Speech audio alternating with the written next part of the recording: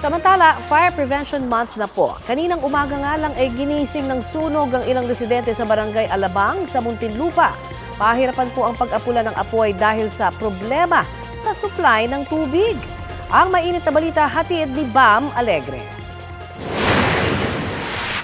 Ganito kalakas ang siklab ng apoy sa residential fire na ito sa Sitio Masagana, Barangay Alabang, Muntinlupa, pasado alas 5 ng umaga. Inakyat ito sa third alarm ng Bureau of Fire Protection dahil naging problema ang supply ng tubig. Gumamit din ng thermal drone para makita ang konsentrasyon ng apoy na tumupok sa tinatayang 50 bahay. 6:33 ng umaga, nakontrol ang sunog at tuluyan na naapula ng 7:08 AM. Isang residente raw na nag-hyperventilate at binigyan ng first aid. Mabilis daw ang mga pangyayari ayon sa mga residente, kaya mabuting nailigtas nila ang mga kaanak kahit hindi na nasalba ang mga gamit.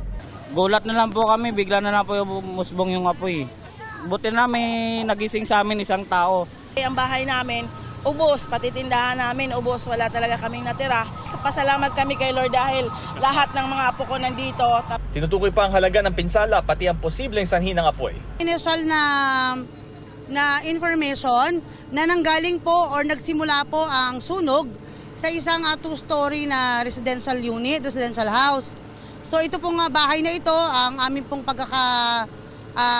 alam ay ang baba po ay concrete while the second floor is light materials.